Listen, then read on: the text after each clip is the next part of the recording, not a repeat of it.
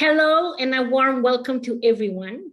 My name is Alina Rocha Menocal, and I am a Principal Research Fellow in Politics and Governance at ODI. And I'm also the Director of the Thinking and Working Politically Community of Practice, which is hosted by the University of Birmingham. I am very happy to be chairing this panel today on engaging with politics towards smarter international support to revitalize democracy, which will explore what more effective democracy assistance might look like. We know that democracy is under considerable stress in all corners of the world.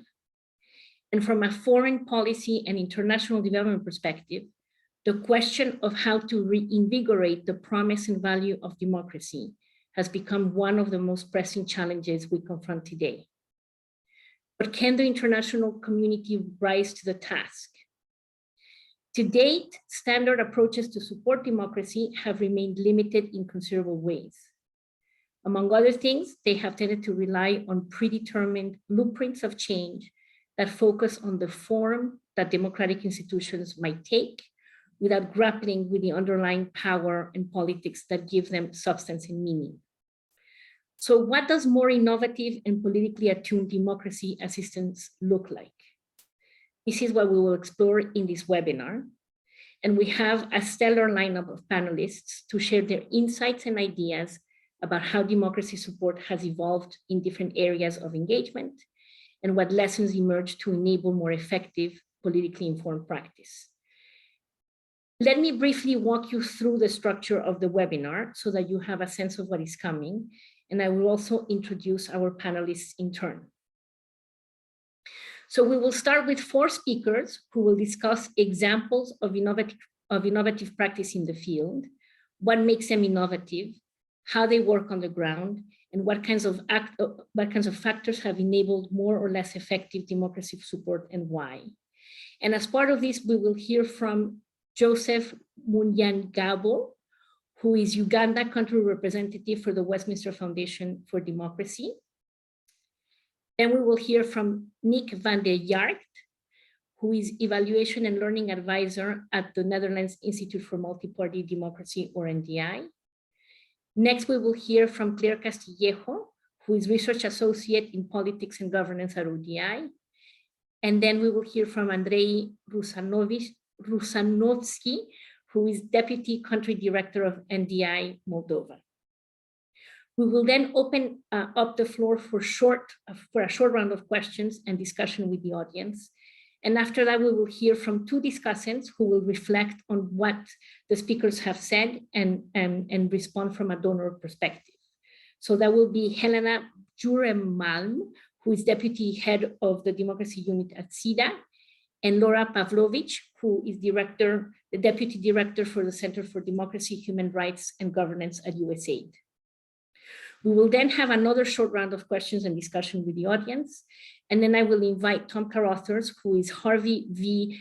Feinberg Chair for Democracy Studies and Senior Vice President for Studies at the Carnegie Endowment for International Peace, and one of the leading experts in this field, to provide some remarks for what this might all mean for the future of democracy support. By way of closing the webinar, I will ask our panelists to share a short takeaway from the discussion. So before I turn to our first speaker, I also want to emphasize that we very much welcome questions from the audience. And for this, you have a couple of options. You can either raise your hand and ask a question directly. And this is a relatively new feature that we're just trying out now. And if you want to raise a question, if you want to raise your hand, we will enable your microphone to be on. So you can ask your question, and then we would also briefly ask you to to give us your name and your institutional affiliation, if that is okay. Or you can also write your questions down in the designated Q&A box at the bottom of your screens. We will try, of course, to get to as many questions as we can, but please also feel free to use the regular chat box to share any thoughts or ideas that you may have. And we encourage all of you to engage with that box of comments as we proceed. Without further ado, let me turn to Joseph. And how I will conduct this will be through a set of interactive questions with him, and then I will move on to the different speakers that I have introduced in turn. But Joseph, let me start with you. Could you tell us a little bit about the work you're leading in the WFD Uganda country office on brokering dialogue and facilitating spaces for engagement and collective action across a variety of stakeholders? And in particular, could you tell us a little bit about how this work has evolved over the past few years and what makes it innovative or enables it to break away from more traditional, let's say, and more technical donor support and grapple with the politics more seriously? Thank you very much, Alina, for inviting me. WFD in Uganda works to strengthen the Parliament of Uganda, political parties, and civil society. We do this by largely identifying and working with champions within these institutions to influence change or reform. And this is a departure from the traditional way many INGOs have done, democracy support work, because of, again, the evidence that has been adduced from research on how patronage and corruption have undermined the efforts of democracy assistance in Uganda for the last 15, 20 years or so. So we realized that the deep state or the informal operators within government and the private sector have a lot of influence in the direction of these organizations or even the general direction of development in Uganda. And therefore, working directly with democracy institutions has not yielded a lot of impact, because the individuals that hold offices or positions within these institutions not necessarily hold the power to influence change. So we have focused on identifying individuals within these institutions that are invested and interested in reforms, and we work with them to create or establish a network of champions. And once we support and give capacity to these champions, for example, within Parliament, whether it is within the accountability committees of Parliament, whether it is identifying inclusion champions within Parliament, we work with them to build their capacity, one, to recruit more champions, but also to influence change. And we realized in the last 3 years that this has been very effective. If you look at the way some of the progressive bills have been championed by these groups of people, and how, for example, the scrutiny of government performance has improved in some ways. There may not be maybe significant change in the countering corruption, but at least the exposure of what is going on through these groups that are already interested and invested in change itself. So that has been really our approach. But also we try to get them in the room with other like-minded change agents and partners in a very informal way, where we get the buy-in and we get the consensus generated among them on what change looks like, but also on what change is possible. And from that consensus, it is easy then for them, with the information that we share with them, to go out and actually advocate for these reforms. Thank you so much, Joseph. That's a lot of very useful information about sort of engaging with the real powers that be and bringing different stakeholders together. Could you tell us a little bit about the kinds of factors that have enabled WFD Uganda to work in this way and to be able to tackle the informal sources of power more explicitly? I think we have realized over time that trust is very important in democracy assistance work. And therefore, we invest a lot in relationship building, both with the institutions, but also with the individuals within institutions. Once trust is built, even difficult conversations, you can have difficult conversations within those safe spaces with them. So once over time you build trust, it is easy to agree on the minimum that they can offer, but also it takes away the other factors and interests like money. In the past, for example, working with Parliament of Uganda or with the Electoral Commission or with political parties, your budget was more important than the issues or the reforms that need to happen. But once you build confidence through these relationship building, and also you identify like-minded individuals and you are able to bring them in the same room, then they begin to share honestly, but also to trust that you will be responsible with the information and that we all need the same thing. Thank you so much, Joseph, for that emphasis on trust, which I think is a very consistent message across different areas of international development support. Could I ask you, in terms of building this trust, is there something in particular about the way that you relate to the main donors from WFD's perspective that enables you to actually spend the time to build that trust? And what kinds of implications would you say this kind of effort to build trust has on programming and how you relate to your donors in this respect and sort of the challenges around that? Thanks. I think we have discovered that it is very important that designing interventions must be inclusive. Whereas many times we engage experts who study and present very impressive reports and findings that inform the design of our programs, we have, as WFD, discovered that engaging the partners we are targeting in the design of these programs is very, very, very critical, because it creates ownership and also legitimacy. And once they pick the issues themselves, and we are able to cede power, which was not there in the past, where you cede power that the issues, the direction of the interventions are actually owned and championed by the partners themselves. We have discovered that that approach has been most effective.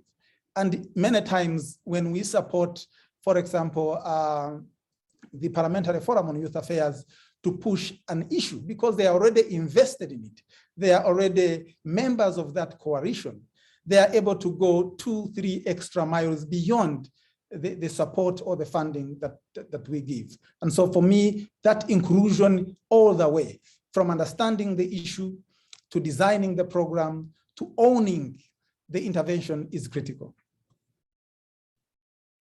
Thank you so much, Joseph. I will now move on to our next speaker, Nick, but let me leave you with a thought on what you have said, because I'm wondering what it is about WFD's ways of working, or perhaps funding models, that enables you to engage in these ways that might be more open-ended. So maybe we can go back to that during the question period, but just for you to reflect. Now I'm gonna move on to Nick. Nick, tell us a little bit, please, about NIMD's work on multi-party dialogue and how it has evolved over the past few years. Really, how is this work innovative, especially in terms of engaging more seriously with the political dynamics at work and breaking the mold from more traditional technical democracy support work? Thank you. Thanks, Alina. It's a whole range of questions. I'm going to try to remember to address all of them in my 3 minutes. But yeah, thank you for this place in this panel, and I'm really happy and honored to see so many colleagues from before in this same venue. Yeah, let me start by just explaining a little bit what NIMD, so Netherlands Institute for Multi-Party Democracy, does. So we are essentially promoting peaceful, just, and inclusive democracies worldwide. We have a global network with country offices and partner organizations, and we really work with the political sector in the country. So from aspiring politicians to political leaders, both at the national and the local level. And one of our main interventions is indeed multi-party dialogue. So strengthening capacities of political actors to engage in this dialogue, but also training young and established leaders in democracy schools to be able to engage in dialogue. And we run about programs in around 20 countries throughout the world, mainly funded by the Dutch Ministry of Foreign Affairs, but not only. On our political party dialogue, we get results from that work beyond just organizing the dialogue. So we look at really trying to have different levels of results come from the dialogue, which in terms of activities, we have a set of interventions really. So it's not just facilitating the actual meetings, but it's organizing retreats for trust building between political actors. I think Joseph's point is one we would certainly underscore. Trust building, very important. We organize bilateral meetings with political parties. We train political and civic actors in dialogue skills. We help organize topical expert meetings and set agendas for lobby and advocacy on certain democratic reforms even. So there's a whole range of activities that we support under this topic of political dialogue. And I think it is again important to emphasize that the first aim usually for us is to build trust between NIMD or our country office and then the target group and the political actors. And then the second aim would be to build trust between the dialogue participators themselves. And then thirdly, obviously, to provide logistical and technical and content support to these dialogues. To address your question on what have we innovated, what has changed really for us, I think much more than in the past, our dialogue interventions have become more dynamic, more innovative. If you look at where we started about 5 years ago in terms of evaluating much better our dialogue platforms, we recently did a study together with my colleague Violet Benneker called Just Talk, where we reviewed all the evaluation findings on our political dialogue over the last 5 years. So looking again at about 12 evaluation reports by external evaluators, looking at what the success and failure factors are of our political dialogue work. And there we clearly see a main trend is that we have been moving as NIMD away from the traditional intervention of putting political parties in a formal dialogue platform. And we see across the years that that model actually fails in a number of ways in a number of contexts.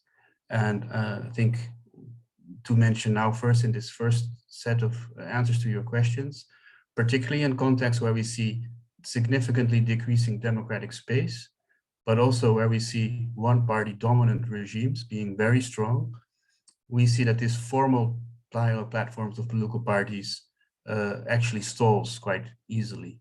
And we need to innovate our approach to find political ways of responding to that. Is that a sufficient answer for now, Melina?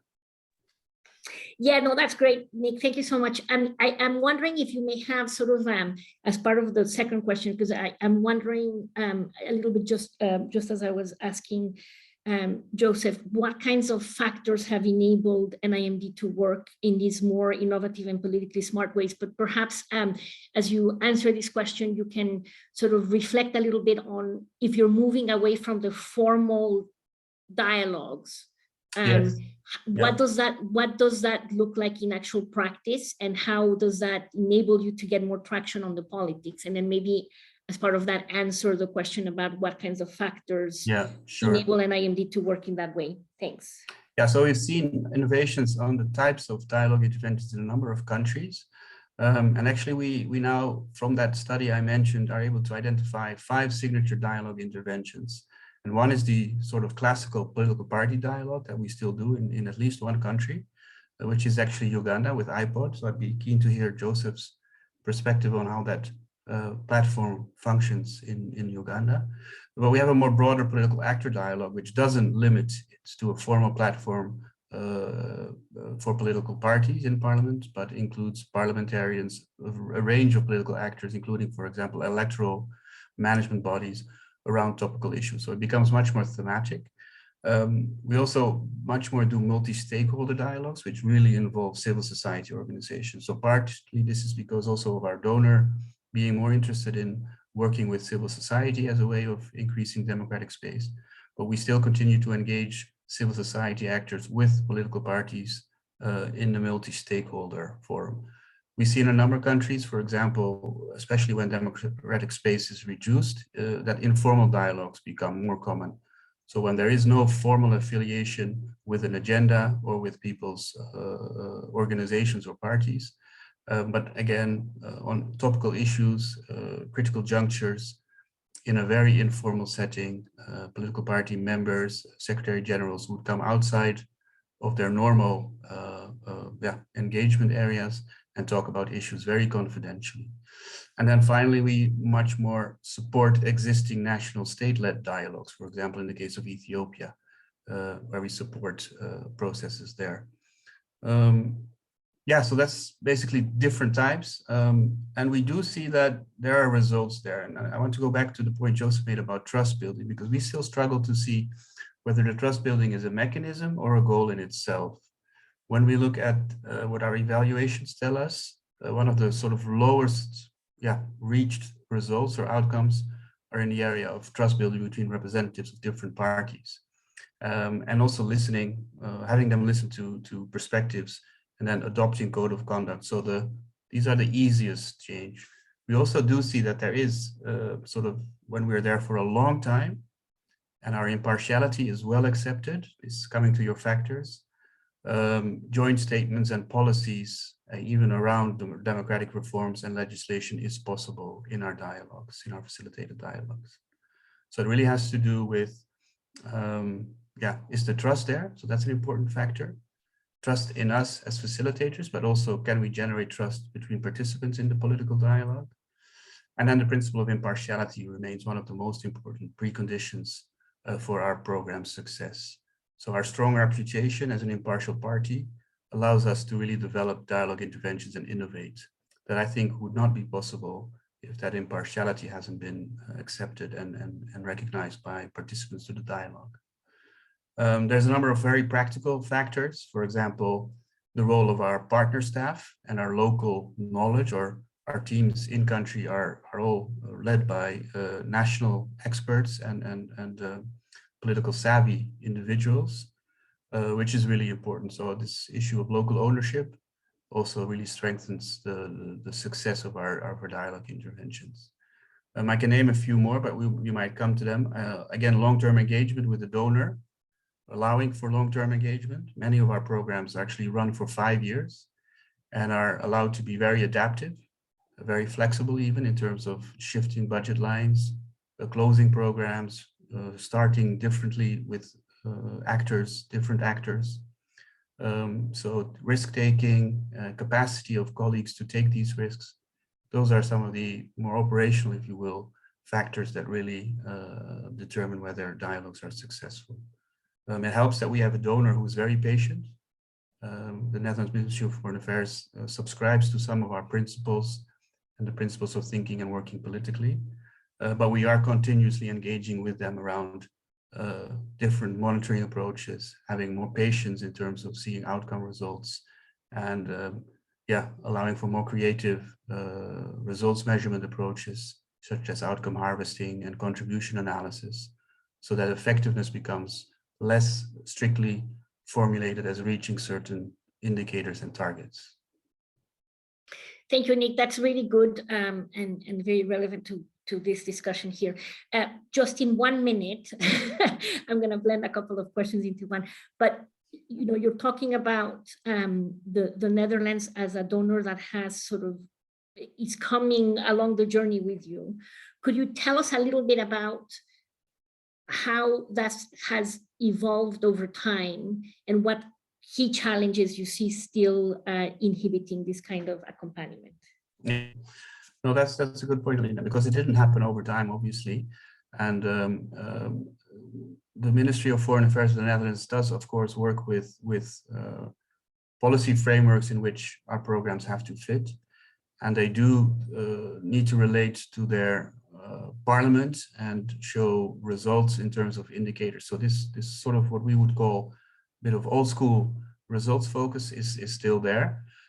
But with the parts of the ministry that support us, so the Directorate for Stability and Humanitarian Affairs, there's been much more involvement in understanding our way of working, and just through regular, almost twice a year policy dialogues with our counterparts in the ministry, we're able to solve issues around, do you continue in Sudan or not? And then if not, where does the money go? And if Myanmar is stuck, what do we do? So we engage with them regularly on these types of shifts that we need to make or adaptations that we have to do. So yeah, I think there is quite a bit of progress there. But obviously we also see still pressure within the ministry from other parts, particularly from the colleagues there who are concerned about risks, financial risks, reputation risks, that they do still put pressure back on us on working with indicators, meeting targets, and being quick to report underspending and reallocation needs. Thank you very much, Nick. That's quite comprehensive, and I think it sort of shows the balancing act that is needed in terms of enabling this kind of work, but also reporting upwards and giving donors the confidence that they need to, that the work is going well. So that's very useful. Let me move to Claire now, and then we can hopefully get some more questions in. But Claire, tell us a little bit from your experience about how donor support in relation to women's political participation and empowerment has evolved over the past few years. Are there examples of efforts that seek to break away from this more traditional technical mold and engage more thoroughly and seriously with politics? And what does that kind of support look like? What makes it innovative? Thank you. Thanks, Selena. Yeah, I mean, I think that there's a small but growing body of kind of more politically informed work on women's political empowerment, which is building on a kind of growing evidence base. And I mean, when I look across that kind of body, I think, quite a few of these initiatives, they're purposeful, they're funders and implementers getting together and deciding that they want to design programs that work with kind of local political realities.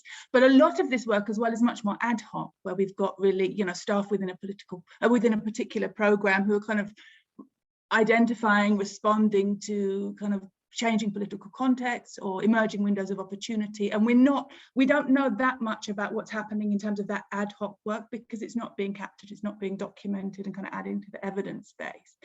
So yeah, I mean, when I look across these kinds of programs, I think, politically smart kind of programming on women's political empowerment is very diverse, but we can see some key features across these different types of programs. And for example, most of them will tend to be based on an analysis of how gendered power dynamics relate to kind of wider power dynamics and what this means in terms of kind of entry points and opportunities for advancing women's political empowerment. They tend to involve a stronger focus on addressing underlying drivers of women's political exclusion rather than kind of symptoms of it. And they very much tend to be based on a recognition that women activists are already working in politically smart ways in many different spaces and across many kind of different thematics, and that the role of international actors should therefore be to kind of support and amplify this work by women's activists. And also what we see with these types of programs is that they're engaging with a wider range of stakeholders beyond the kind of normal stakeholders that gender equality programming or women's political participation programming would generally engage with. And I've been trying to think of an example to give you, because to kind of put into, give something concrete to this rather broad analysis. And one that I was thinking might be useful to talk about is the UN Fund, the UN Women Fund for Gender Equality. So this is a fund which basically provides grants to women's organisations to kind of as advocates of change, so that they can be catalysts of change. And some of it's been documented by the DLP programme, and I've worked with it in other ways.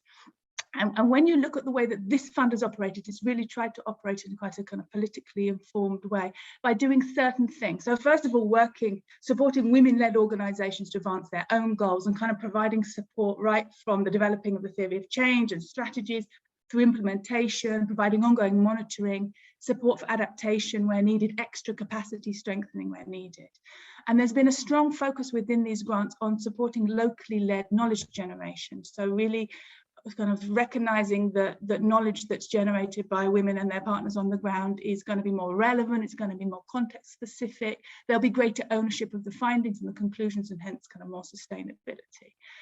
Again, a focus across these grants on building alliances on around specific gender equality issues with power brokers who wouldn't necessarily be the normal allies for gender equality work, kind of identifying common interests and developing shared ownership of certain issues that these women's organizations are trying to take forward. Also a strong focus on anticipating resistance, kind of framing issues in ways that neutralize opposition or even bring on board, in some cases, potential kind of opponents to some of the goals that these women's organizations are trying to advance.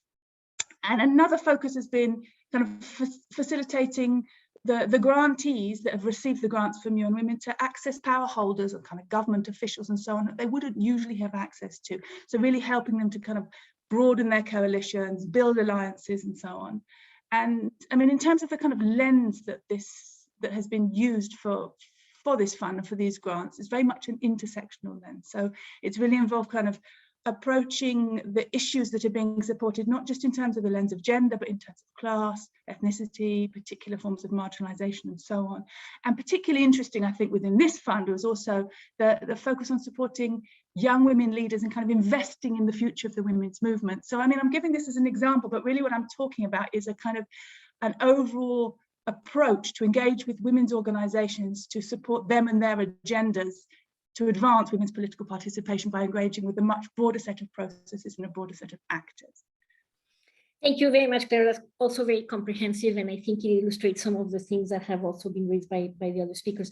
Can I perhaps meld a couple of questions that I had for you into one? Yeah. If you were looking at this example of UN Women, what do you think enabled UN Women or has enabled UN Women to work in these ways?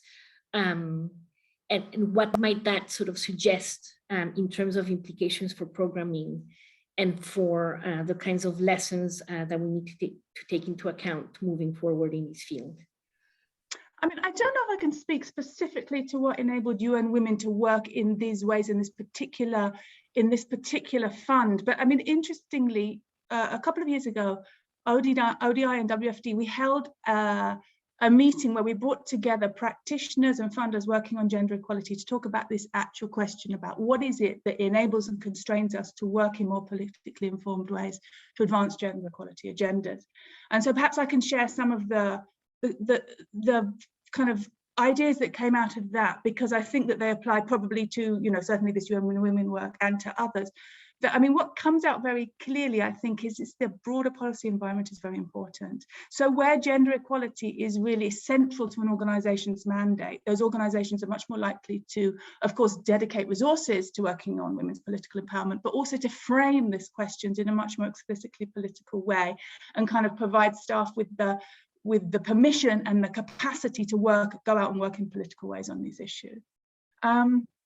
What we also came out very strongly was that where there's, you know, obviously where the organizational incentive frameworks and kind of processes, capacities have been structured or have been rethought in ways that enable kind of political and adaptive ways of working, that is absolutely critical. And kind of the leadership and also the staff capacity, not just at headquarters, but on the ground, comes out as a very important factor in enabling this kind of these ways of working. And likewise, where decision making is decentralized, and some of the kind of people that we talked this through in this workshop, we're talking about where country offices control their own funds, you know, there may be more willingness to kind of trial these types of ways of working because they can see on the ground the need to kind of engage in specific political processes or take advantage of particular kind of windows of opportunity.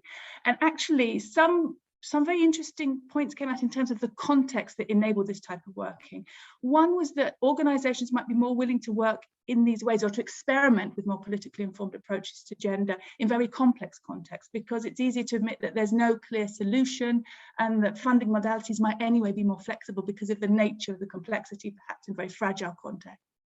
And likewise, in contexts where donor funding is marginal, or where the funding of this particular actor is marginal, it also seemed to be more likely that organisations would use this funding for experimentation rather than kind of expecting it to facilitate major change. So again, more flexibility to work in perhaps more politically informed ways. Great, thank you so much, Claire. Sorry, I couldn't find the unmute button there. Let me move on to Andrei, who will also be talking to us about some innovative work that he has been leading at NDI in Moldova on mayors' dialogues.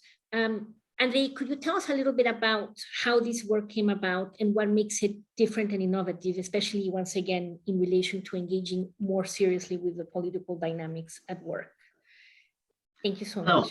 Hello, and thank you for having me. It's a very, very interesting conversation, of course, and very easy questions to answer, right? Democracy and how to be practical and innovative about it. I have to say that, we were faced with quite a few frustrations when we initially designed this program. Frustrations to do with, working for a long time with politics, with politicians, with political parties, who in Moldova at that time, let's say 10, 15 years ago, sort of knew what they had to do because they've been told by various international organizations, and they kind of were told by, political consultants from time to time and others what needs to happen. But in reality, things were not happening. And this is what was frustrating. And, we did, of course, have some trainings of our own that would last for 2 days and would have 30, 40 people around, maybe once or twice a year, the same group. But at the same time, we knew that people would come to the training and would not, and we would feel good that we kind of got through to them, and they realized that they have to go door to door, they have to deliver leaflets, they have to talk to people, they have to get out, and then nothing happens. They would go home and things wouldn't really be going any further. At least they were talking the lingo, basically, they were using the words door to door and so on, but in reality, things didn't really move. And, when we were looking at the democratic deficit, we said, well, there is a gap, there is a gap between residents, between voters, between citizens and, those people who make decisions. Of course, the causes of that are, maybe historic, maybe very deep, at this, or cultural even, but at the same time, we wanted to do something about this, and actually we thought that no, we have to pretty much hold the hand of the political practitioners and be with them all the way, each step of the way, and actually this is how the program came about. We call it a 10-step plan because it has 10 very concrete steps that our partners do with us, but in reality, it focuses around 3 different things. But before I go there, I would like to say that, who are our partners? Our partners are mayors. Mayors in Moldova are some of the few, if not the only, directly elected politicians, well, up until recently, directly elected politicians, and who have a very clear mandate, who have very concrete set of people who look to them for solutions and for answers. And those mayors, have an extremely difficult task to deliver on a lot of priorities and local needs. But at the same time, it's a great opportunity because this is where the citizens actually may have their only interaction with a politician. So this is where democracy is practiced. And we thought that this is exactly the point, the level at which we have to enter the political equation, so to say, and where we can actually play both with the supply and the demand, and we can work across a large scale. We basically, one of the first steps is to present this program, this method of systematic outreach that involves door-to-door identification of priorities.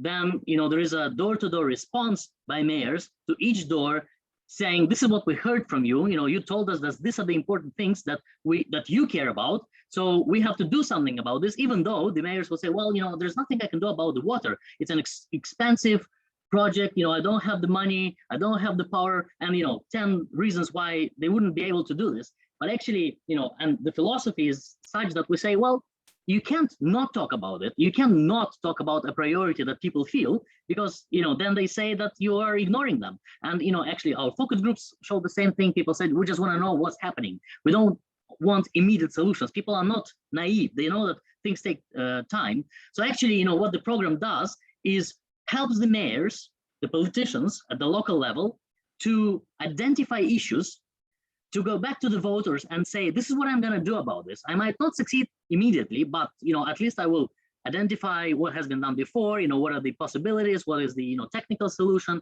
and I'm telling you this, and then report results. Inevitably, there are results.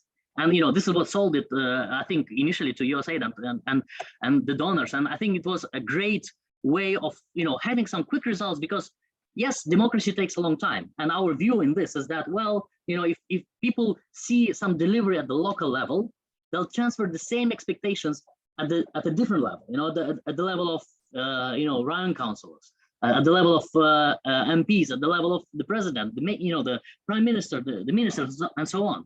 So the culture of expectations changes, and what sold it, I think, was that actually very quickly, because the dialogue is there, because actually the mayors that take part are almost trapped in a good way. They're almost trapped in this interaction with voters, where they actually promise them something, but now they have to deliver something. So the efforts are made. They're forced into this action mode, problem-solving mode, on the priorities of the public. What better expression of democracy? The priorities of the public become the priority of the mayor, of the elected official, and inevitably things change, things improve, problems are solved. From playgrounds that are built with local money or with some donations or whatever, to major infrastructure projects, sewage systems that are the most expensive infrastructure projects, in Moldova at least, roads, water supply, gas, any kind of local issues that would seem almost impossible to solve, if you look at it from a mayor's perspective with very limited resources. But it seems like this concentration of kind of the public and the effort from the mayor convinces donors, convinces not just the budgetary donors, but also the extra budgetary donors and the population that are willing to support the effort. So I know I will talk too much, so I'll stop here for now. Andrei, thank you very much for that. Also very comprehensive and very good example. You mentioned a couple of times the need to convince the donors, and we have USAID here represented.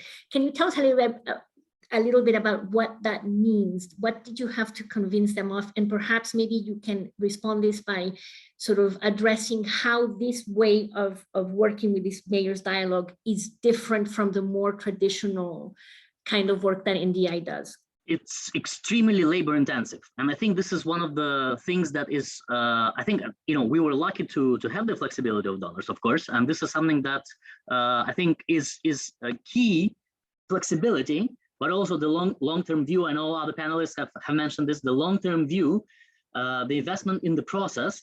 And I think it's, it's extremely heartwarming to see how things actually change in the democratic development field, I would say.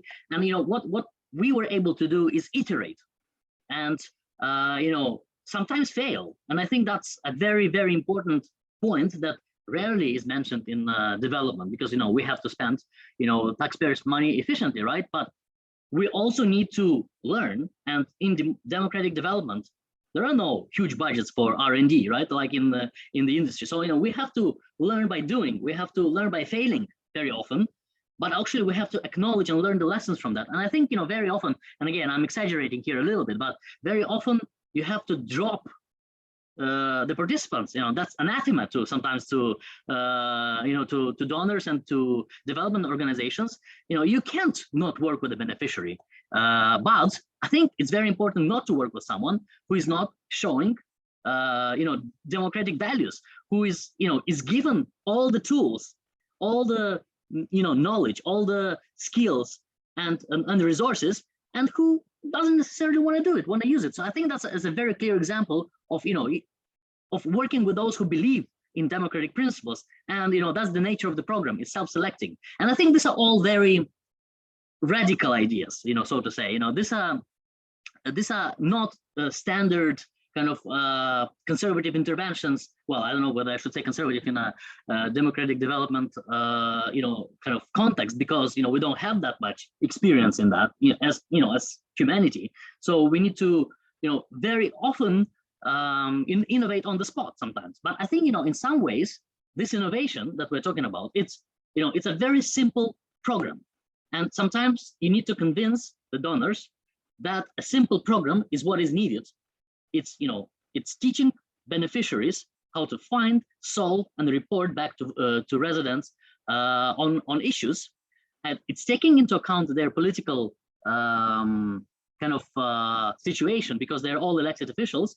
But this system helps. It helps them maintain a dialogue between elections. It helps them build goodwill of the residents, and that delivers at elections. People get these mayors learn by doing, but they're also the basis for further development, for party building, for any other kind of higher level democratic development that needs this very simple step at the very bottom, at the grassroots. Political activists who go door to door, who get out of their offices, and who talk to the voters on their turf, on their territory, and are not afraid to talk about difficulties, obstacles. So this honesty and transparency is what is building the trust, and I think that has been the theme here. But I think this trust between mayors and the residents is what makes the mayors come back to us and say, guys, we need your help. And when we tell them, initially when we tell them, this is the program, this is the method, this is what we want to do with you, take it or leave it.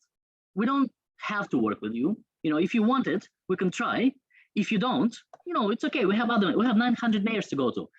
Luckily, Moldova is a small country, but also has quite a few mayors. So, actually, just to give you the scale, and I know it's, I've been over time, but Andre, yes, sorry, I may have to stop you right there. And I'm sorry, because you're mid-flow, and I know that you're very passionate about this, but you have shared a very important points with us here. We're going to hopefully have a few minutes now to address questions that we may have from the audience. So I think the way that this works is that you would have to raise your hand so that we can identify you, and then we can open up your microphone if you want to speak directly, or you can use the Q&A function. And I see that there's some questions there that come to mind. So let me just read you what I have here, and also I have some questions myself, but let me start with this. I think we have 5 questions. It says from Helene Schroyen from NIMD. What kinds of additional actions can be taken to ensure an enabling environment for democracy support? Do specific sanctions or high-level involvement support of the international community help? That's one.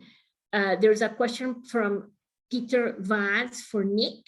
What are some innovative approaches you have used in one-party regimes? And I think maybe perhaps Joseph can also comment on that. And can you provide a practical example? And I think Joseph also might be able to comment on that. From Nadine Mild, she's asking, both Nick and Joseph mentioned their move away from formal settings and the importance of informal behind-the-scenes safe spaces for trust building. To what extent may this approach also clash with the transparency necessary in the fight against corruption and for public acceptance? So that's dealing a little bit with the tensions and the balancing act that we were talking about. So that is one round of questions. So maybe if I can invite the different speakers to address them. Maybe we can go in reverse order, and I can start with you, Andre. If any of these strike your fancy, if you would like to address them. Sorry, is it back to me? Yes. So which question should I answer? Well, I think there were some questions that were directed to Nick and to Joseph that are also all relevant for you. But I think there's this issue of sort of how you. Well, I think the balancing act between different needs and priorities might be a really important one. But also, you know, how you do informal, how you address informal power structures. Yes, absolutely. Yeah. Yeah, I think this is, you know, in some ways, it's you know, it's a natural kind of effect of engaging directly with mayors and with, you know, with kind of getting very hands-on with them. Is that generally, you know, the informal you know, balancing of political kind of you know, political situation, and also the, you know, the various trust building activities. I think, you know, it's basically, you know, if you work with them on a regular basis, and actually sometimes you know, the politics of things is secondary, because you know, you tell them, well, politics will be at elections, but before elections you need to be building the, you know, the relationship with the voters on a regular basis. And you know, from a technical point of view, this is a very comfortable stance for a democracy development practitioner, I would say, because, you know, you definitely, it's, you know, you keep in mind, you actually remind them about their political role very often at every training, and the trainings are, you know, every 2 weeks or every 3 weeks, you know, for an hour. So it's kind of a guided practice type of methodology, and you remind them, you know, why are you doing this? You're doing this for, of course, the good of the people, but also don't forget, you need to get re-elected in 2 years and 3 years and, you know, 2.5 years. And this idea of re-election, but also that don't just remember about voters in the last 2 weeks before the election, and, you know, suddenly then, you know, panic, let's talk about what we do, because the mayors would say, well, you know, my acts should speak for myself. But in reality, it's about communication, it's about engaging with people on a regular basis, but it's also giving the voters the opportunity to shape local policies, to shape local interventions. And I think this is the key in our program, and I think this is the most important element, you know, giving the opportunity for feedback at every step, and it's, you know, it's a constant theme. Thank you very much. I'm gonna move to, oh, Nick, you have your hand up. Shall I address the 2 questions that were addressed to me, at least more specifically, on Yes. what do you do in one-party dominant regimes, and then the other one on what does engaging in informal dialogue mean for transparency concerns and engagement with citizens? And maybe Joseph can add on that second one. On the first one, I think we have the case of our program in Mali, which used to be what I have called one of those typical NIMD platform approaches, where all the political parties in parliament constituted a center for inter-party dialogue. And throughout, I would say about 4 years ago, we noticed that platform was not moving on any substantive issues, particularly not around responding to the increasing threats coming from the security situation in most of the country. And we innovated in a sense. We took a major decision to stop working with that platform and to engage, and this is where I think Andre's story is interesting, much more at the local level, engaging citizens in dialogue with the communes. So issues pertaining particularly to young people in Bamako's bigger urban density areas. And that became a different type of dialogue between municipal leaders and citizens, which immediately addressed security concerns, but also basic infrastructure issues and employment, obviously. And which was much more legitimate than engaging in discussions between small political parties around nitty-gritty issues about managing processes of dialogue, but not engaging with the real issues with the main party on the security threats and the governance crisis in Mali.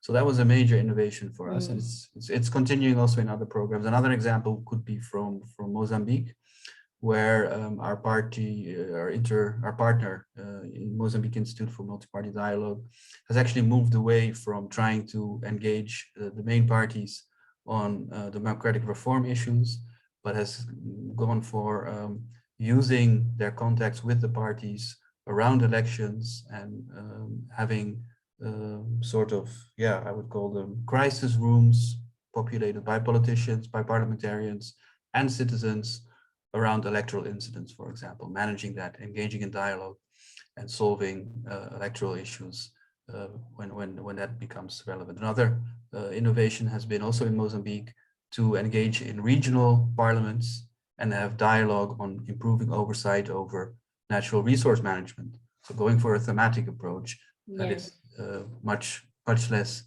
constrained by power play by a dominant party. So those are just two examples. And the other question, I think, very cool on what does it mean if you support informal dialogue, do you not undermine transparency and increase distrust of citizens, at least in these processes of political dialogue? I think this is a risk, and I think this does happen. But also in the countries where we do have informal dialogue, it's still parallel to a more open dialogue that receives press attention and is talked about. Another part of my answer would be, this is politics, so you're not going to evade informal discussions between politicians. That's just part of politics. That's a very good point, Nick. And maybe I can move to Joseph, because there's probably some lessons there from Uganda. Thank you very much. Sorry, go ahead. I think on the first question on safe spaces and informal conversations, we have discovered that, for example, once you create these informal spaces where politicians, civil society actors, and power holders or office bearers come in together, there is more honesty, there is free sharing of fears. I can give you an example. Recently, we were supporting a process for the amendment of one of the laws, the Succession Amendment Act, and it had stalled for a long time because of the resistance, especially from the conservatives, in the religious leaders, conservatives in Parliament. But when we brought them together and asked that we will not have the media in that space and people are free, we will not even record what is going on, we were able to establish the real fears that the conservatives had about the law, and were able to give the opportunity to civil society activists and women champions in Parliament to actually educate and help to share information with their mayor and conservative counterparts. 2 weeks later, the bill was actually passed with limited resistance, and the process was later transparent. So sometimes, to generate consensus, if you do not want politicians to play to the gallery, you may actually need these spaces. And our focus is really change, not to do theater with the media. And so, whereas we know that there's a risk of not hiding, but keeping some information in closed doors, the ultimate end is actually for the good of the people. And then on the second question about one-party regimes and for young, I'll give you an example that in Uganda, yes, we are a multi-party democracy, but citizens no longer have trust in their political parties as vehicles of change. And this we have seen as a fact from the last 2 elections. And so, whereas many INGOs have been focused on strengthening and building the systems and infrastructure of the traditional political parties, many young people have learned how to work the parties, how to work the system, work within and play to champion their own cause without necessarily being subjected to oppressive and sometimes exclusionary processes within the parties. And so understanding that even with a dispensation, a multi-party dispensation that is legal, you can have a large section of the population sidelines or left behind. And therefore, it is important that us who are involved in democracy support, we understand these dynamics and find ways of working with these change agents within institutions and organizations that are focused on democracy development. Thank you very much for that, Joseph. Also, very sobering reminder of the politics at work. Claire, do you want to come in at this juncture? Yeah, let me just say something quickly on the first question, was around enabling actions that can be taken for democracy support. And I'm going to speak specifically to support for women's political participation, because that's where my work is focused. And I just wanted to say that, I mean, I think that one enabling action that is very important is in terms of addressing the multiple drivers of women's political exclusion. And we know that, you know, the typical approach to supporting women's political participation is very much focused on kind of training women in political skills and promoting their inclusion within political institutions. But we've also seen that that's not really enough in terms of kind of supporting women to really have political influence and so on. And so what I wanted to point out was that, you know, we know that there's a range of kind of social norms factors, economic factors and so on that prevent women from participating in politics at all levels.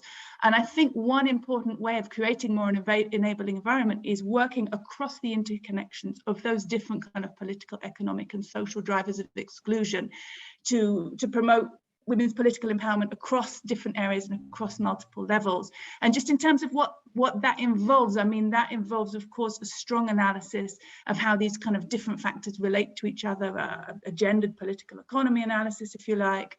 And it also requires those working specifically on women's political empowerment to go beyond their normal thematic silos, to connect with work in other areas and connect to actors working in other areas, to kind of link up and take advantage of the multiple spaces in which it's possible to support women's political empowerment through different types of reform processes. Thank you so much, Claire. That's also very, very useful for this discussion. I know that Neil Gandhi is waiting to ask a question, so maybe can we enable him to ask the question but hold the answer for now, but just so that we hear it. And as part of enabling him to do that, I also want to raise a comment that Jennifer Swift Morgan has made about what makes dialogue formal versus informal, which is something that maybe we can consider in the second round. So Neil, over to you. Hope you can speak. If you're empowered by the powers of being, there we go.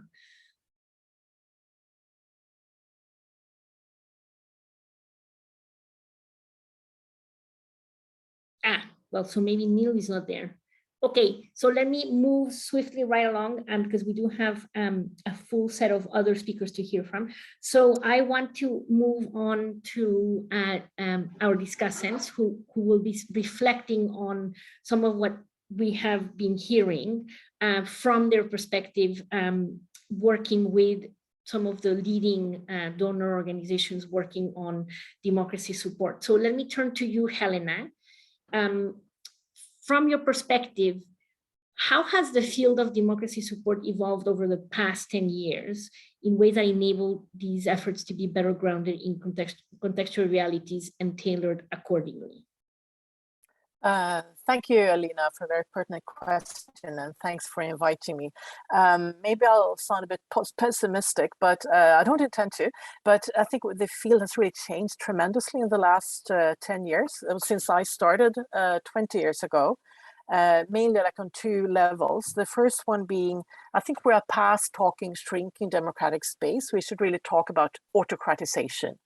Because by now, 70% of the world population live in under autocratic governments, and only 13% of the global population live like in full-scale democracies.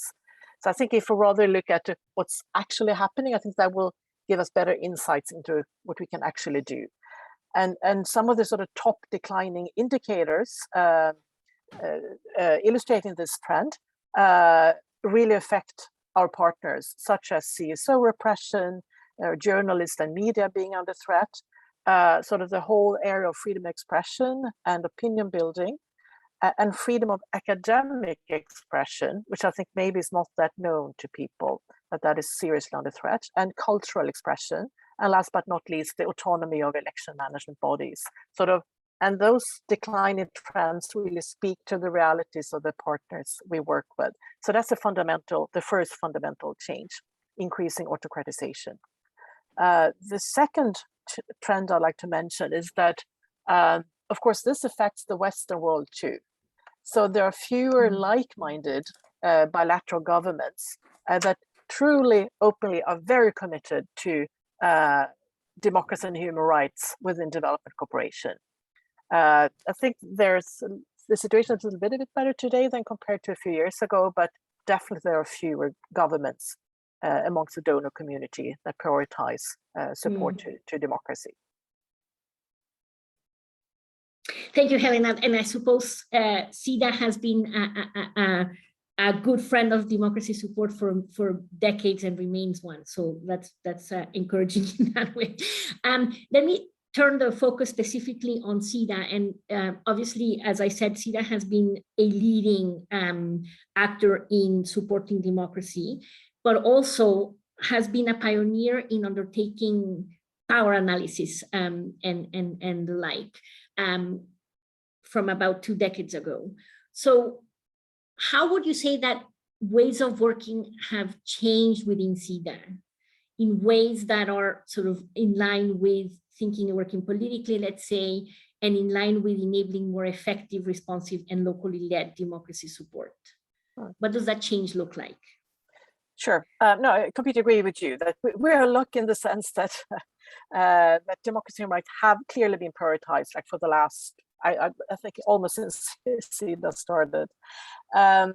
And currently we work under sort of the supportive umbrella of the government with its drive for democracy, which is more a foreign policy initiative, but that gives support to the work we do on development cooperation, of course. Let me just say that SIDA is a funder. It's not a designer and implementer of programs. So let's make us stand apart a little bit from some of the other colleagues on the panel. And since there are so few of us, few government agencies prioritizing democracy and human rights, what we do really makes a difference, because unless we and other fellow like-minded donor governments speak out for, let's say, political civil rights of the LGBTIQ community or people living with disabilities, maybe those voices won't be heard at all. So what we do, we have a really strong sense of that what we do really matters. Just moving into answering your particular question, I think one critical argument is that aid modalities really matter. And that's something that the panel talked about. We try to increasingly provide core support in very flexible ways and long term. And we actually, and this might sound like a surprise maybe to some people, that we don't have like a requirement for a particular results matrix. All we ask for is that whatever we're going to fund needs to have objectives. The partner needs to be able to track progress, but they can do that and document that in any which way they see fit. And we think that is really important to provide the flexibility that comes with thinking and working politically. And since we don't design the programs, our main role is really to facilitate the ability of partners to thinking and working politically, and by doing that through more flexible aid modalities. Let me see what else I want to say. Another aspect is sort of to localize support to civil society in partner countries, rather than only, I'm not saying that we should not work with international NGOs, but we can, to increasing extent, and we're trying to do that, find locally sort of owned umbrella groups that could then transfer the funds to smallish NGOs or social movements or interest groups that sort of beyond our reach a little bit.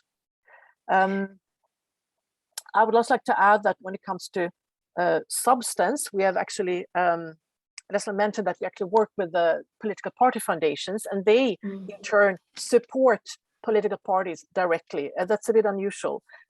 Some of them work through sister to sister party support. Some of them even transfer funds to other political parties. It's a lot to say about that, but I have brief, just a little bit try.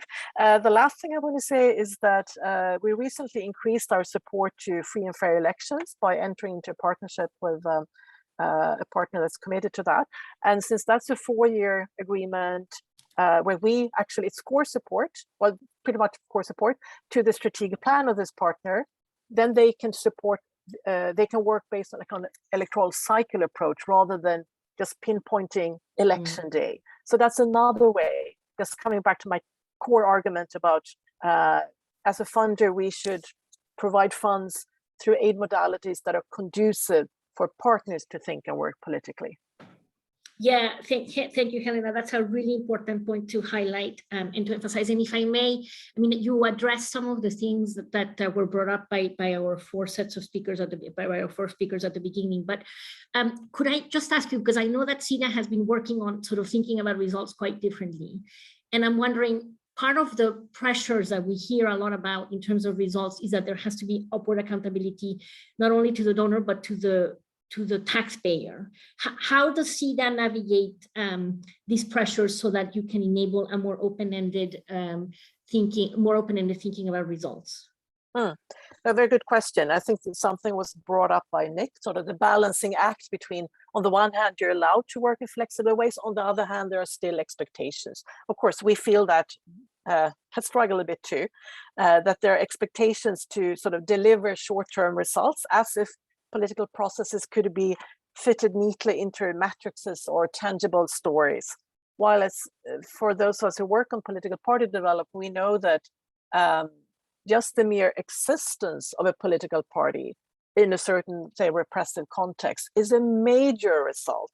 While if maybe the funder would see that, well, are they in parliament? Have their policies been adopted? Have their reforms changed the whole society? No. We need to step back and see that just that party being there, like maybe in one municipality in one corner of such a country, is a major improvement. But I think personally, what you need to do that, of course, we need to report to our to the government through certain channels like the annual report and such things, and that we need to do sort of in a more formal way. But that shouldn't keep us away from telling more like compelling narratives about change as it actually happens, that maybe doesn't fit quite into the expectations of us on our formal reporting. I guess I'm out of time because I have a few other things to say, but I can come back to that. Thank you very much, Helena. And another, I think that the sort of the narrative around results echoes something also that Nick and others were saying. So that's really important. Let me now turn over to you, Laura. Obviously, USAID again is one of the giants in the field of democracy support. And I also know from your own engagement with political economy analysis from many years ago going forward that USAID has really been trying to take politics much more centrally into account when thinking about the kind of work that it does. So could you tell us a little bit about what has changed over the past five or 10 years in the field of democracy support to try to ground it more explicitly on contextual realities? Thanks, Alina, and thank you all for inviting me to join this morning. I apologize, I'm getting over a cold, so my voice is a little hoarser than it would normally be. I think just to, right up front, be very blunt and to kind of echo Elena's points, along the same lines, I think the main challenge that we've been, confronting over the past 10 years or so has just been literally democracy assistance has gotten a lot harder and we've had to adapt. As Helena's mentioned, we're programming democracy assistance and an increasing amount of democracy assistance during what is now 15 straight years of global democratic decline. But I would highlight that, this global decline at USAID has coincided with a number of policy shifts that have helped us to pivot our approaches. And so I wanted to just take a couple of minutes to talk about these shifts from the perspective of a democracy rights and governance officer in the field, because that's really where I've spent most of my time at USAID. Looking back over the last several years, I think one of the major policy shifts that certainly we've seen having an impact in the field has been a shifting focus within USAID from a focus on democratic institutions to a focus on democratic principles. And Alina, as you and I have worked together for a long time on these sorts of issues, a major area of focus that has, certainly been, coming to the forefront of USAID, and I have a couple of colleagues who have been, kind of partners with me on this approach for many years, is really a focus on integrating democratic principles across our development portfolio and recognizing the importance of democratic governance to the achievement and sustainability of objectives in other sectors. And so, as USAID, kind of came into really, kind of leaning on a political economy analysis, it was in that framework that was offered to our colleagues in other sectors to help them thinking through the political and economic interests that shape the sectors and reforms in which they're engaged, and enabling us to help them develop a more realistic understanding of what change is likely and what sorts of investments are likely to have a sustainable impact. But I wanted to flip that on its head a little bit, kind of given what we're talking about today. And I think, for me as a democracy, rights, and governance officer, closing space in so many of the contexts in which we're working has forced DRG officers to better understand and address the incentives and dynamics in the sectors in which we were engaging. And this is something that several of the panelists have talked about as well. We're, as donors, we're also mired in the trap of endless rounds of training and years of support to democratic institutions, resulting in no perceptible change. And so I think that's really core to, kind of a lot of the shifts in approach that I think have led to very different looking democracy programs, right? Many of us started using PEAs to inform our DRG work, which was leading us to rescope our own theories of change, the time horizons that we were looking to engage, and the partners that we were engaging with. So in many of these contexts, in these, kind of more restrictive spaces, once you get into a deeper understanding of why things work the way that they do, the search for entry points, potential partners to reform, they lead you to diversify your programming, to combine demand and supply approaches, and to engage, in many cases, some unusual but highly motivated suspects, right? And in doing that, often stretching you beyond the DRG sector. So for me, working on cross-sector, I came to find in the DRG space that, working across sectors has also helped us to advance DRG outcomes when many of these institutions, these political institutions that we used to engage with, were captured. So, and I'll come back to this, when we get through to, kind of enabling factors, but I think this more political economy driven, locally led, DRG outcome driven approach was taking shape in parallel with a lot of policy shifts. But all of these together created space for these new approaches that I've really been excited to see taking shape in USAID missions around the world for the past few years. And I think a lot of this new programming, and Andres talked about a really great example of it, is driven by deeper analysis of the context that's informed the identification of an array of partners with the incentives and the capacities to partner with us to take these reforms forward. I think this programming has recognized the importance of closely monitoring for opportunities, but also critically importantly, and again, echoing a lot of the other participants in this panel, having the flexibility to be able to move quickly to take advantage of openings and embedding those sorts of feedback loops, including through the use of local advisory councils to enable these pivots. And so these activities have really shifted from, kind of a more technocratic focus on institutional strengthening to really identifying, local points of resiliency within societies and ways to scale these up. Thank you so much for that, Laura. That's very thoughtful, and I also think it sort of addresses some of the things that I wanted to ask you about, responding to what you have heard from the different speakers. I think one question that I would pose for you, and I know that you have been a trailblazer within USAID around the need to use political economy analysis and to use that analysis to actually change what is being done on the ground. And one of the main findings across not only democracy support, but more generally international development efforts, is that while donors have become much better at doing analysis, the translation of that analysis into changing what you're doing is much more challenging. So I'm wondering if you could sort of explain that a little bit, how you have been able to do that at USAID, and is it something that is much more individual or sort of organizational? To be very honest, I think it's a work in progress. I think that, when you do make those investments in local analysis, it does point you in a very different direction and much more of a focus on, kind of pinpointing, and I feel like several of the other discussants have talked about this as well, kind of moving from a focus on institutions to a focus on identifying actors and groups that are most willing to engage in positive change. And so I think that, kind of the confluence of, kind of the push within USAID to localize aid has in many ways made this work a little bit easier, because it's given us a host of ways in which we can be engaging these groups and developing their networks, right? Both by lowering barriers for direct awards, but also through processes like co-creation that enable us to kind of develop awards that are tailored to hone in on key aspects of local context and develop a programming that has been, kind of specifically formulated to facilitate locally led change.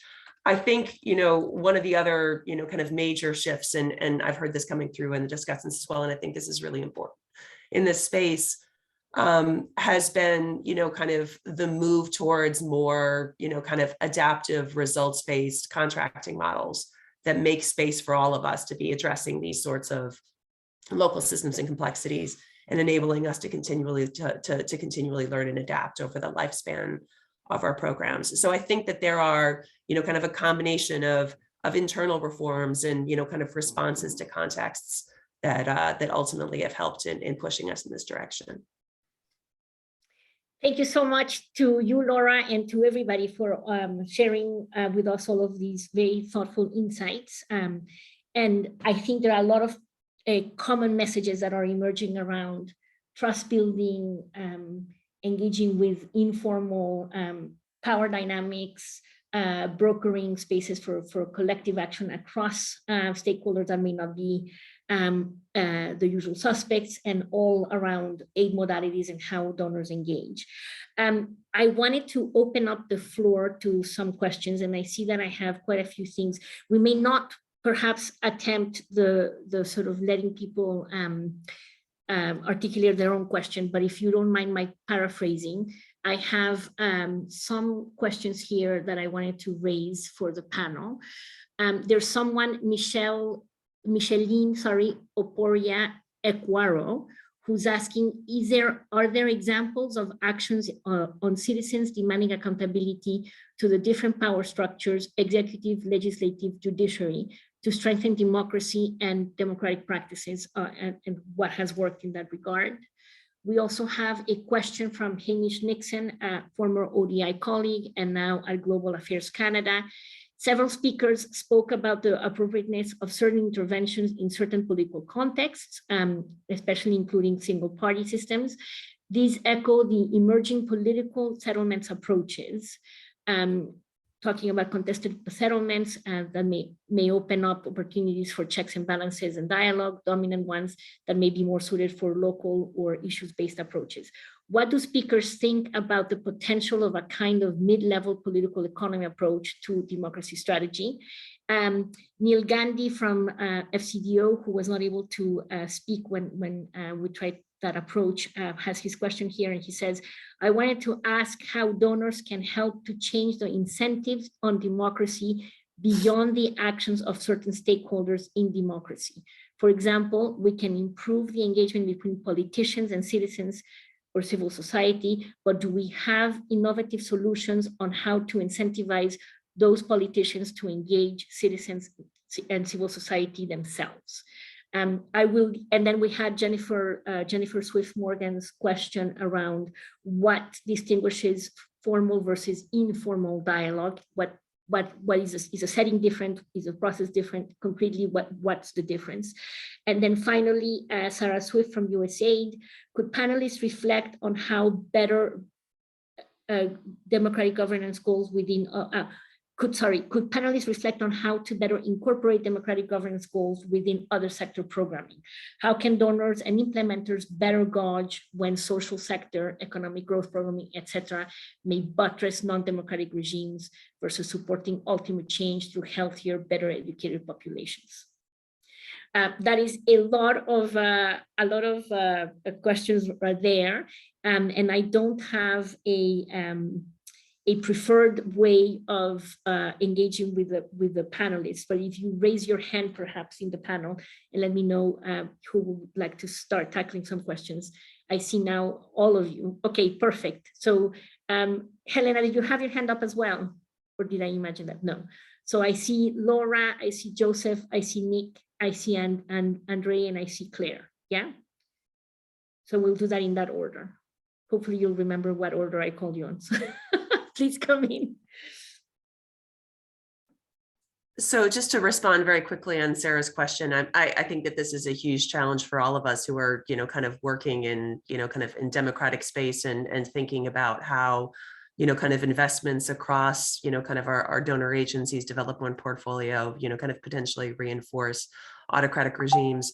I think the challenge is really, kind of thinking about how we can embed kind of serious local analysis, kind of at a strategic level across our agencies, right? And thinking, because frankly, a lot of the work that we've done on political economy analysis to date within USAID has been highly demand driven. And, frankly, we've had, great uptake from, health officers, from economic growth officers, and from others that, kind of are predisposed to thinking politically about their work. I don't want to discount the fact that this is not the case across the board. And, I think that ultimately this way of working, I've talked a little bit about, kind of uptake and, kind of the, some of the really, kind of interesting and innovative programming, but I don't want to say that that's, kind of always the case in terms of how we respond to these challenges. I think that there's a tremendous amount of work that still needs to be done. And this is, echoing a point that Andre made earlier about, kind of thinking along longer time horizons, providing, kind of more stable forms of funding, but also kind of enabling a whole of mission, kind of whole of government approach to addressing these sorts of challenges. I think one of the things that I've been most excited to see, kind of with the current administration in the United States has been a willingness to elevate these issues. I think it's really, kind of incumbent upon all of us who are, kind of committed to the cause of democratic development to be looking critically kind of across our structures and thinking about, kind of how can we be embedding these larger discussions around how we're enabling enabling autocratic behavior, or, kind of conversely seeking to identify kind of across our development portfolios points of democratic resilience and seeking to strengthen them. But I don't know that we're there yet. And I don't have, kind of great examples. I think the challenge with political economy analysis is that, it can, being able to go as deep as you want, or as deep as you would like to be able to inform approaches, it's very difficult to do that at a countrywide level. And so I think that we've got a lot of work to do in kind of thinking about how we can, kind of make these analyses or develop the sorts of relationships that enable, kind of development actors, outsiders such as donors in a country to be able to have those sorts of advisory councils to understand the political dynamics well enough to shift their approaches across their portfolios to address these dynamics. Thank you, Laura. I think the journey is a destination and there's no solutions, but only ways to address problems, I suppose. Nick, and then Joseph, and then Andre, and then Claire. Thanks. Thanks, Alina. Let me address two questions. I see that were probably triggered by what I was saying. So one was from Jennifer on what makes the dialogue informal. And there, I think like you say, it's really about the venue. So not being a formal venue, it could be, we have in Tunisia couscous politique, which are hosted in cafes and around a meal. And often participants do not necessarily participate as representatives of their party or civic organization. And it makes it extremely useful for trust building. So there's no agenda, there's no expected end result or a policy recommendation or a code of conduct that needs to be arrived at. It's really without an agenda, without formal roles, and very much meant to generate this trust that we've been talking about. So that's sort of how we look at it.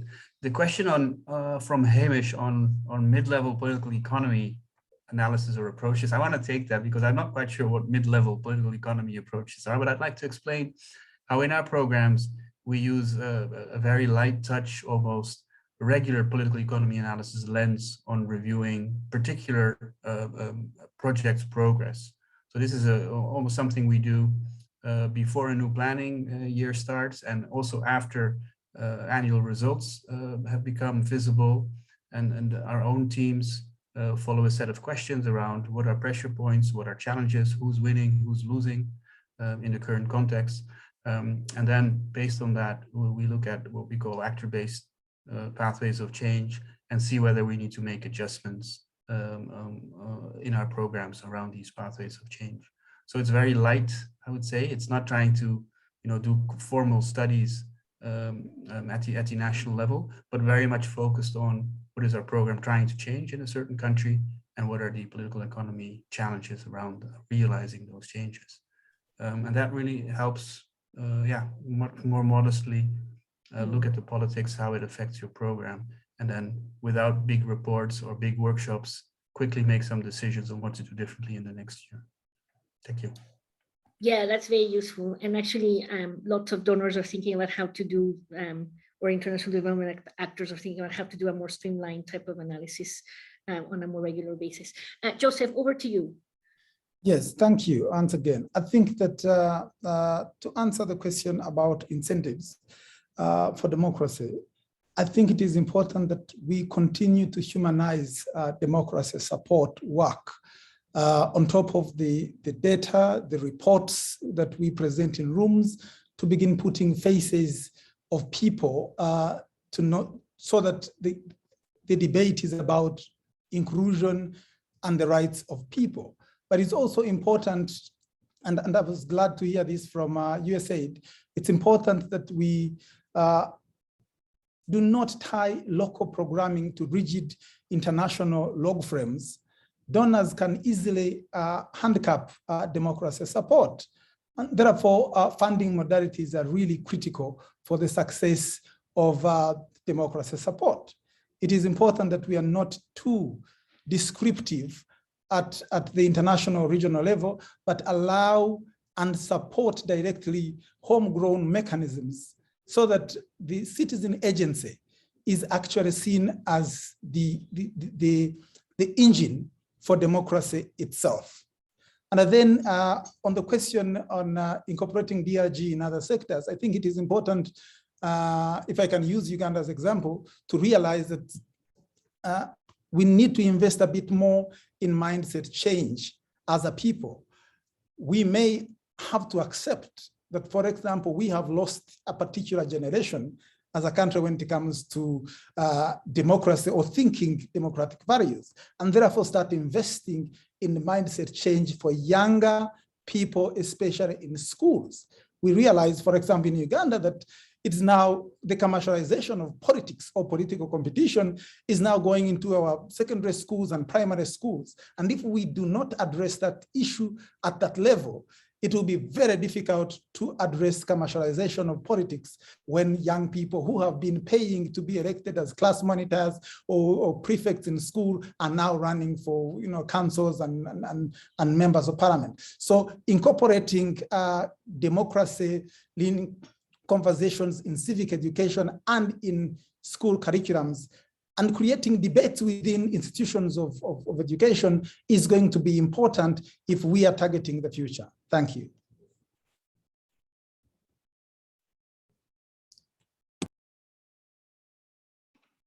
Thank you so much, Joseph. Sorry, I lost track of the mic there for a second. Can I turn to Andre, please? Thank you. Yes, thank you.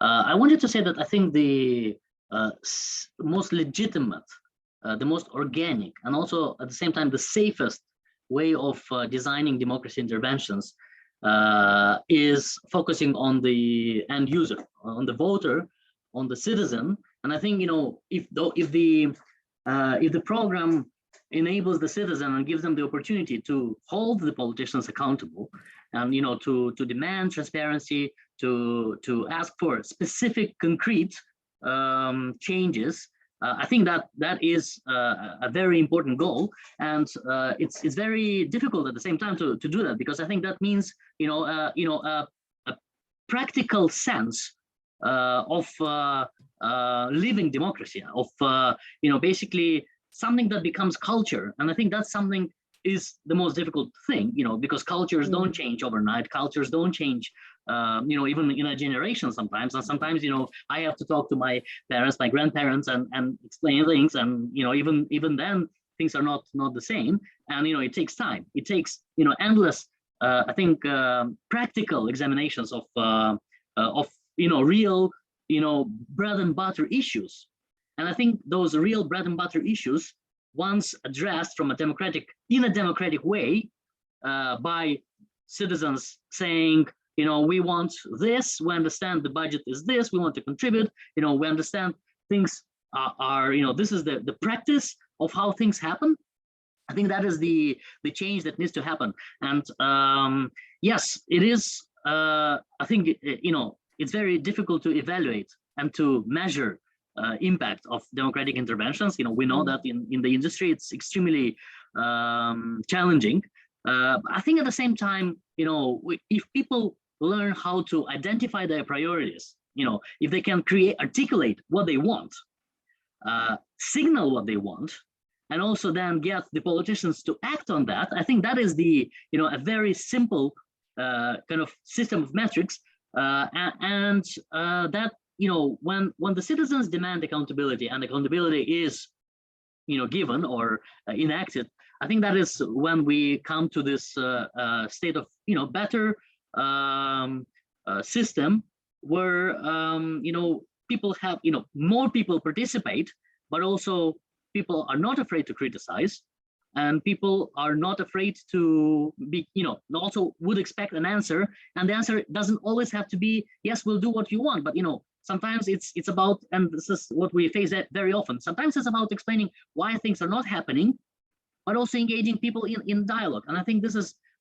it's very simple, and it means talking to a lot of residents. And I think this is the challenge of approaches that I am kind of advocating, and we are advocating in Moldova. And it is, very time consuming, and it means finding those champions somebody mentioned before, finding those champions who have the ear of the public and who can be the intermediaries to a wider scale. Yeah, we are working with 126 mayors now, but that means probably 500,000 contacts that interactions that those mayors are having with the local residents. And once the residents understand that this is how politics and democracy works, they expect the same from other levels of government. And I think this is a very legitimate, very organic, and very safe way of kind of helping the process along. Thank you very much, Andre. There's a catalyzing effect there. You see how it's working, and others then go ahead. Claire, let me turn to you. Yeah, thanks. No, I just wanted to take the question about how best to incorporate democratic goals across other sectors. Because I think that, this is something that my work has touched on a lot in terms of the way in which work in other sectors can strengthen voice and mobilization and the ability of certain groups to participate and to make political demands. I mean, I've worked a lot in post-conflict contexts, and when I think about some of the post-conflict reform processes that I've been involved with, we see things like land reform, legal reform, justice reform, and so on can be really good opportunities to provide, to empower marginalized groups, whether that's women, whether that's certain ethnic groups, caste groups, and so on, to be able to mobilize and to access political space in ways that they haven't been before. So I think what we need is more analysis about the interconnections between those different types of processes and the way in which support within one can result in progress within another. And then in terms, of more restrictive context, it can be, and again, I've seen this in some cases, mobilizing around, for example, service provision, health, and so on, can in some cases be the only space or one of the few spaces where there is possibility for citizens to come together and kind of make demands and effectively act as a group.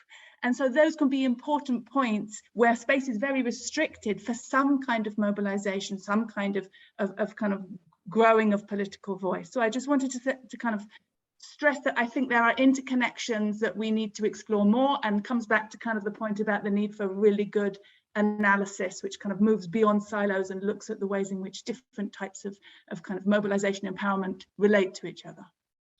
Thank you very much, Claire, for that.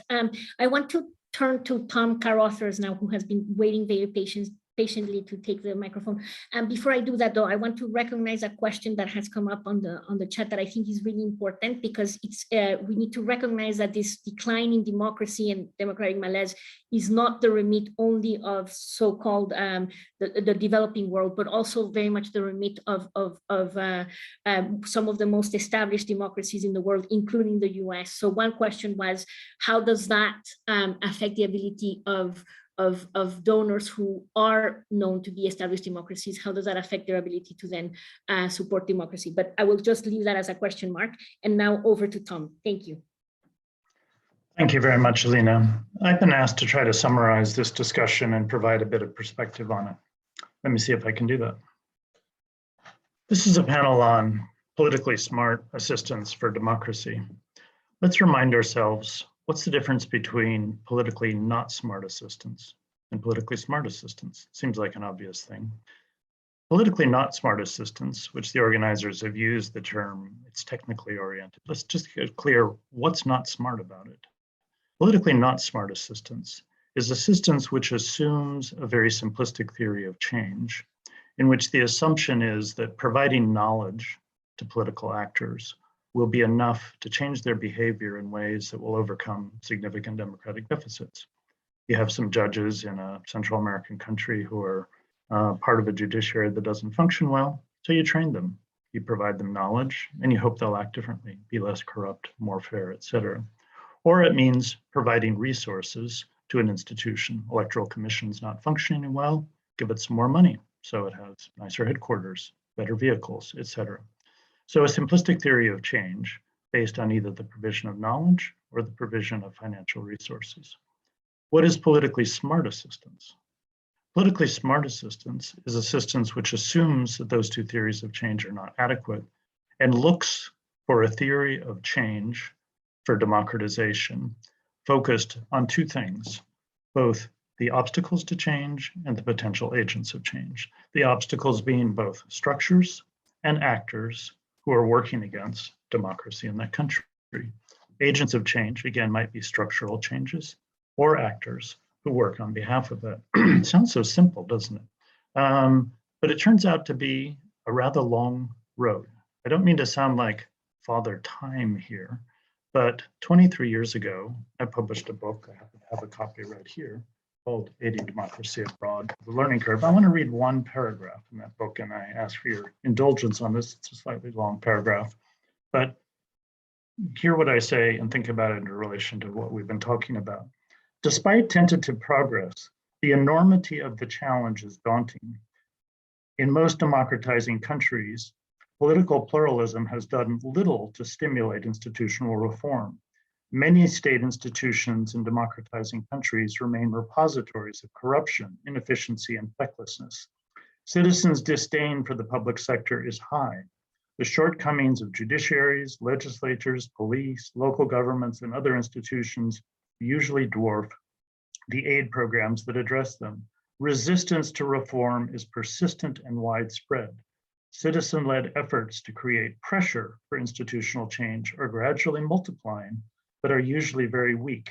The realization that institutional reform requires deeper changes, going from not smart to smart, down among the interest structures and power relationships is a necessary insight, yet also one that underscores how slow and difficult such change will be. 23 years ago. So why has the road been so long? I think there are three reasons. I think we should think hard about this. Here are three reasons why it's hard to be politically smart. And I think we've mostly talked about the middle of the three reasons I will present rather than the other two, for understandable reasons, as I'll mention.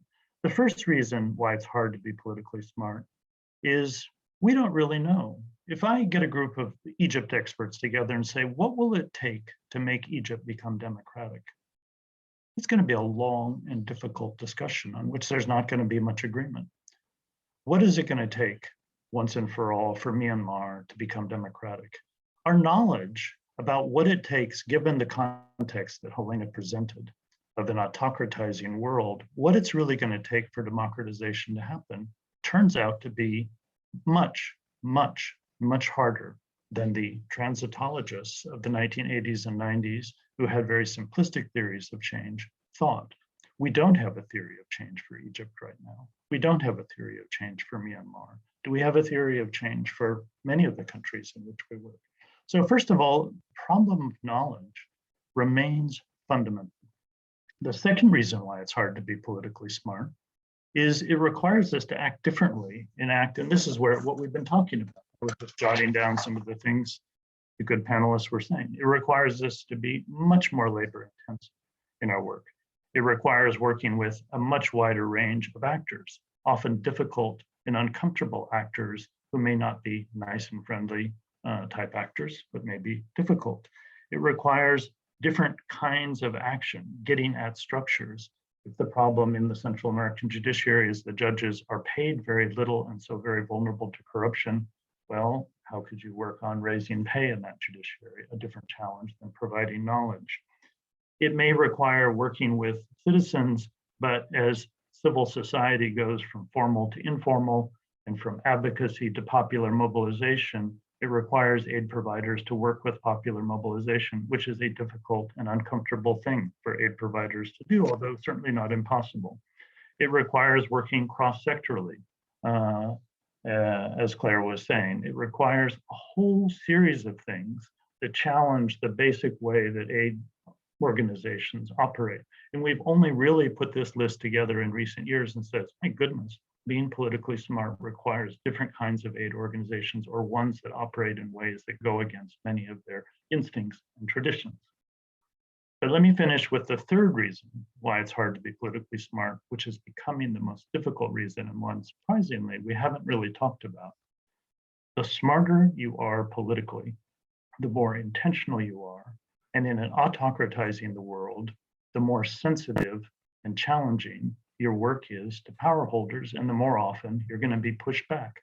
Think of our word change agent. Sounds like such a good thing. Oh, look, there goes a change agent over there. In many countries, a change agent is a troublemaker, a political opponent, or a terrorist in the view of power holders. Change agents are people who are threatening the hold on power of powerful, illiberal actors who are autocratizing a majority of countries in the world. And so being politically smart means very politically intentional in a world where other people, illiberal leaders, have a different kind of intentionality. And so the two intentionalities are clashing against each other. That started happening in the mid-2000s when President Putin passed an NGO law saying, these change agents, these NGOs, I view them as enemies of the state, and I'm going to pass a law to start regulating them. And ever since then, we've been on a road in which being politically smart is necessary, yet is much more politically sensitive than it ever was before. So why is it hard to be politically smart? Why 23 years later are we still on this necessary road? Because the knowledge is hard to have. It requires very different ways of operating from the way the aid business was set up. And it requires being intentional and in a sense, oppositional to other actors. Yet we also want to be, as Nick was saying, impartial in some way. And being intentional and impartial in an autocratizing world is very difficult. So Alina, I'm glad you convened this event. It's the topic of the day. We're going to take the challenge supporting democracy in this difficult world seriously. But let's recognize the length and complexity of this road, but at least we're on a path that might take us somewhere. Thank you. Thank you, Tom. That is an amazing synthesis and reflection. And I don't know if you just prepared that right this second or you had some more time to think about it, but it is really, really cogent and really pushes us to think a lot more about what it means to take this challenge to task about how to support democracies in ways that are politically more informed along the knowledge that you have talked about, the different ways of working, and this pushback, which is very real. So thank you very much for that.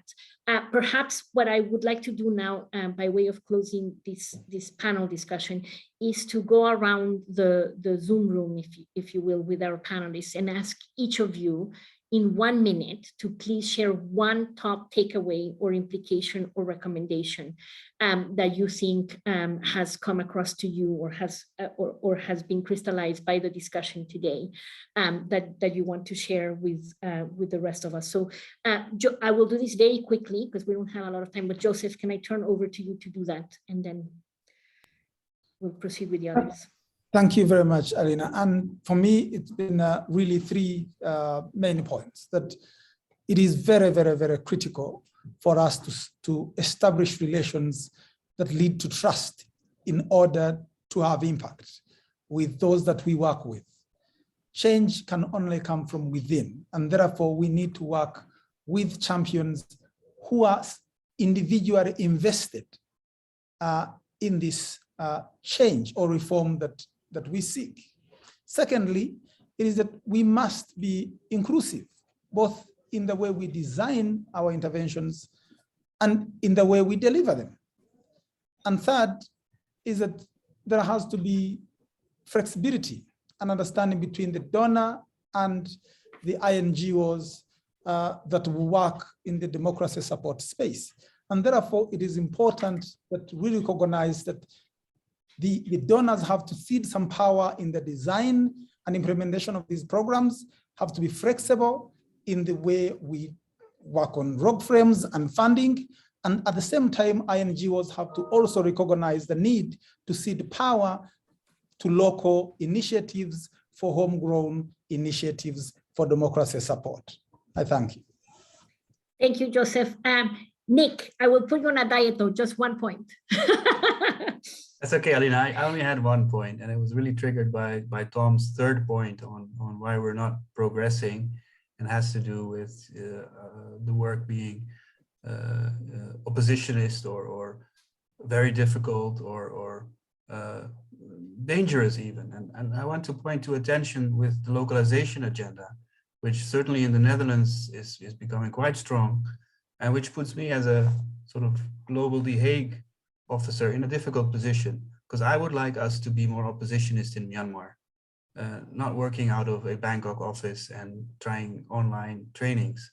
I would like us to be more oppositionist in Uganda by being much more including new parties in our dialogue platforms. But my colleagues who run the programs in these countries, they're in a dangerous position. They have interests, they have family members, and they may not actually want to go that road themselves, or would hesitate from doing really incisive political economy analysis around new project adaptations, because it threatens them and their personal lives. And this is something I'm more and more uncomfortable with, working in a headquarters in a global north, which is something I think we also need to pay more attention to. But thanks for this interesting. Thank you, Nick. Very thoughtful about localization. Claire? Yeah, no, I wanted to make just a couple of points, really kind of more on the organizational level, in terms of what can be done to strengthen organizations' abilities to work in these ways. And I think I want to reiterate a point that was made earlier about the fact that there can be really strong internal resistance to these ways of working. And what we need to do is to kind of anticipate, manage that resistance, and to build sort of powerful stories about ways in which this type of work have contributed to change. And I think the other thing that we need to think about in terms of at organizational level is really kind of building the capacity and empowering staff and giving them space at country level to work in these ways, because a lot of the knowledge sharing about this type of working is going on between experts in headquarters, and the kind of learning is taking place away from those people working on the ground. So I just wanted to kind of to give a call for strengthening the kind of capacity and evidence building and engagement with staff on the ground around these ways of working within our organizations. Thank you very much, Claire, for that. Andrei? Thank you. Speaking of on the ground, I'm of course on the ground and in the global south, but in a country that wants to be democratic and is aspirational, and I think that's important. And I think in our experience, taking this kind of human-centered design approach, with a yes, analysis involved, but with a minimal viable product and with iterations that adapt, that are flexible, that look at the situation on the ground, that are working with the partners is the best approach. And I think not being, and this is controversial, not being afraid to fail, I think is extremely important. And I've heard that from donors at the highest level, but I think also this is not yet the practice everywhere in the donor community and also in the implementers community. And not being afraid to fail is something that makes us learn. And I think we need to learn. This is a dynamic process. By iterations we learn, and also by failing we learn. And the final point is that the resources here are people and time. And I think this is something that we need to keep in mind, that time is something that will we want to accelerate the time, but we need people in order to do that. And local people are key to that. And thank you for the opportunity to speak here. Thank you. Thank you so much, Andrei. Helena. Thank you. I'm starting my timer. 2 points. The first one, I think there's scope for better division of labor between, say, government donor agencies and philanthropists, because there are certain things we can fund. We can be very long-term, maybe they can't, but they can, say, contribute to partners building up their own reserves, and they can support informal groups that are not registered properly or not yet, which we can't. And that could really enhance the resilience of these groups to be daring to work and think politically. The second point is that if you're in this business, you tend to be very keen on the intrinsic argument. Democracy is good because it's good. And of course, we believe that. But I think we also need to dare move into it has instrumental values. So that what democracy is, so what? I think about Andre's mayors that really encounter that challenge sort of on the ground, that they need to deliver something. And actually there is evidence that shows that democracies do deliver better than autocracies. And I think we should be more daring in sort of telling that narrative, because the other side is so effective in sharing their message. So I'd like for us to be maybe less defensive and more outspoken. Of course, without putting local partners at risk. That's essential. So thank you. Good point there on the narratives. Thank you, Helena. Laura? Sure, just to pick up and maybe weave together a couple of the points that both Helena and Nick have raised. I'm also having difficulty dropping Tom's last point about, you know, kind of the challenge of intentionality and impartiality. I think that's something that we're all contending with. But I think for a lot of us who've been, you know, kind of engaged in this sort of programming, just to circle back on a point that Helena's just made that I think is really important, is that it's incumbent upon all of us that are, you know, kind of really committed to these ways of working to, you know, kind of move these sorts of, you know, kind of analyses and approaches, you know, kind of out of the realm of political sensitivity and coming up with ways of making this analysis and these ways of working more accessible across sectors, you know, kind of across donor communities. I think Helena's just made this critical point of, you know, kind of what is our division of labor in these sorts of spaces? And, you know, kind of how much can we lean into, you know, kind of being much more open about talking about the challenges that we're up against and how we deal with them. Feeding this for me as a, you know, kind of as a member of a, you know, kind of a US government post, right? How am I feeding this forward in terms of our diplomatic engagement in these spaces where we have really leaned in on supporting these change agents and are going to need political cover to be able to, you know, kind of continue to work in these politically informed ways.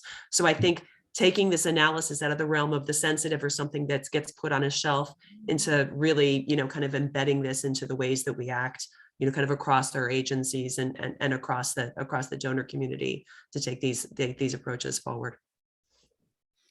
Thank you so much, Laura. And I want to thank all of our panelists for being here with us today, and also our audience for engaging so thoroughly. I am left really struck with what Tom was reading from 23 years ago, and it seems like we're still in that almost revolution. So I don't know what happens when you're still in almost revolutions, but it seems to me that it's very clear that this is not a sprint or even a marathon.